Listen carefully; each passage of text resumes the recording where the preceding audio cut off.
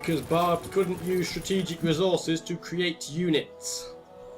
The only time you could ever get barbarians like that is if they were your own people revolting against you and they came up on your screen as barbarians. That's how that worked. So, we're building two wonders.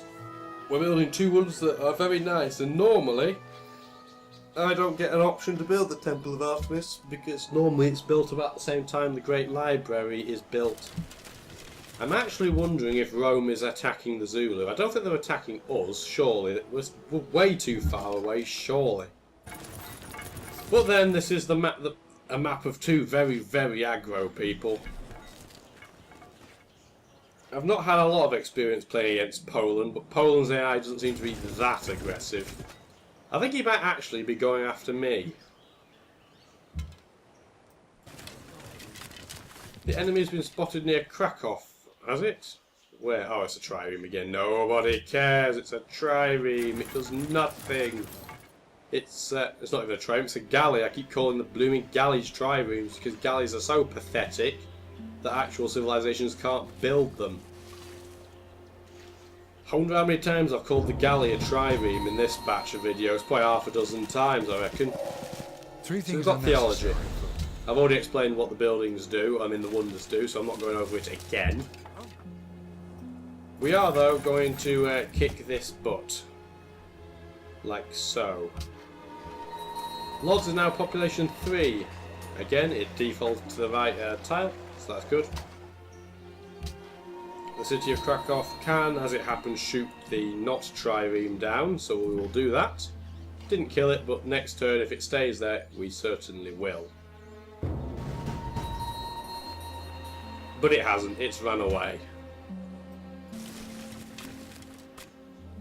I wonder if those Roman units actually just went to take out the other nearby encampment. That's possible, it's feasible. So we got more gold off of that. We still don't have a lot though because we spent most of it upgrading. So that's how we are. We've got some wheat improved though now, so Lodz will still keep growing at a strong pace, which is good, very good indeed. And we're going to return our composite bow back there to protect it. We want to send our units back to our city to heal into our borders at the very least. So constructing a lumber mill will mean we have a tile with 1 food, 2 hammers. Not brilliant, but at least it's something. And unfortunately we're going to have to keep at least probably 4 or 5 of these forests. It is not so much for its beauty. Otherwise we won't have enough production to do anything. As for that subtle so we've got the Temple of Artemis. Again, not something I get that often because the Great Library is generally a greater priority. But it does give all cities growth, which is nice, growth bonus. And building range units takes less time. And if you're a big fan of the Advance Wars game series, you'll probably be quite a big fan of that because everyone knows how important range units are in that game. Incredibly so. I want to probably keep building wonders for now because I don't feel like we're under much threat from Shaka, to be honest. So what we're going to go after next is, do we want what are we going to go after? We could go after the Great Mosque of Dien in this city. The only thing is, obviously I can't build Borobudur in Krakow because, well, think about it. It's not the Holy City. The Holy City is Warsaw. So we have to think about this a little bit. Because one of the key factors in this decision is which route have other people gone. And as you see, Enrico Dandolo has gone for the piety route. So he can build the Great Mosque of Dien. So it's quite a big priority for us to build the Great Mosque of Dien. We can't really not build it. We can't just hold off on building it. So, one other piece of information we need before we make this decision is how scientifically advanced are they? And the honest answer is we don't really know. They're more advanced than us is all we can really say. So we're probably going to have to build that pretty quickly sometime soon. So we're going to start building it in Krakow. Sure, we can't get the bonus with Boa Buddha, per se. But we've only got 4 civilizations on this map. We haven't even found a city-state yet. So not getting that synergy is not actually that important. If we can convert Rome into our religion, though, it makes our life a lot easier. Because it means not only will we flank Enrico Dandalo and his religion, but it means that we'll gradually infect Shaka by default. Because that's the other thing caravans can do. Not only while they're trading their goods and services, they tend to spread religion slowly as well, because they take the religion of their host city with them. The amount of religion they convert with varies on your game length and how many trades you're doing. It's not just a definitive one single answer. But then, would you expect that from a game this complicated? So let's get a shrine in there so we can get our next great profit more quickly. That and Lodz actually can't do a whole lot right The now. oracle said that I was the wisest of all. We've got the Oracle. So what do we want now? Probably really none of these things, to be honest. But we're going to get Mandate of Heaven anyway. It may not do a lot for us until we get our second great profit. But we want to try and fill the piety tree in as quickly as we can. Now, we have to think to ourselves which of these wonders we want to build first, because they're all very nice. The National College would speed our science up a lot and would help us keep in the game, but at the same time we might get beaten to Boa Buddha by Enrico Dandolo. Nevertheless though, we're going to go for the National College because science helps every victory, and if we can get ahead of the game on science, it'll make building future wonders one hell of an easier task.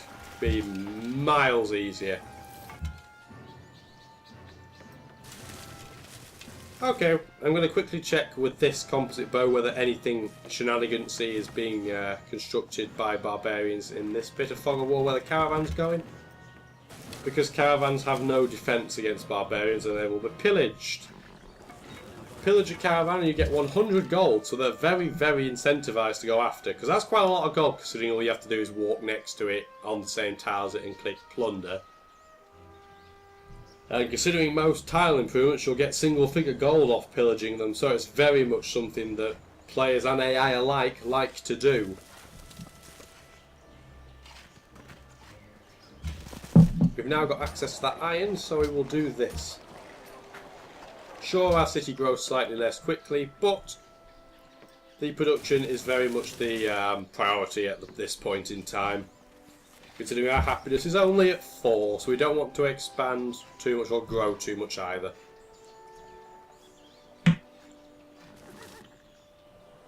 We're actually in, like I said, very good shape, all things considered. Being attacked wasn't ideal, but we've had it a lot worse in the past. I actually want to check, because I think next to the east of those fish, I think there might be a barbarian encampment, perhaps. And while Shaka can't attack us, I might as well check. Nope, there isn't. My guess was incorrect. One of the few times where I am grateful that I was incorrect. Okay, is there anything here? No. Brilliant. That's exactly how we want it. Might actually be worth keeping the composite bow around here just to make sure nothing spawns and takes the caravan out. Because although that wouldn't be disastrous, it would be quite annoying. We could in theory purchase something with faith. What could we potentially purchase with faith? A monastery for 360. But we're not going to. Although, having said that, let me do a quick bit of maths in my head. That'll be an extra 2 faith, 3 faith, 4 faith. That'll be 9. It will be almost as quick actually to do this. Because we've doubled our faith in one turn and we were just over halfway towards the great profit. So we actually didn't slow ourselves down very much at all doing that. And it means that we're producing more culture as well, so it means more social policies. So we did make use of what we thought we wouldn't make use of for quite a long time, a lot earlier than I thought. Have we got any of our followers into Krakow yet? Yes, as you can see, Warsaw is pressurising Krakow into changing religion. So we now have one follower of our religion in Krakow. Now unfortunately our cities are getting quite big, and that makes getting the cities to convert more difficult because it needs more people converted. One way and one tactic of getting your religion to convert more quickly is to purposely build a city and keep it very low in population and have it spread to the other cities, meaning you get double speed spreading. Because of the lack of competition on the religion front, I've chosen to not do that. So if you're wondering why I'm not doing that, I don't feel that we really need to. A gradual spread is all we need. We should prioritise other things like improving the 3 cities we have. So if you wanted to know about that, that is why.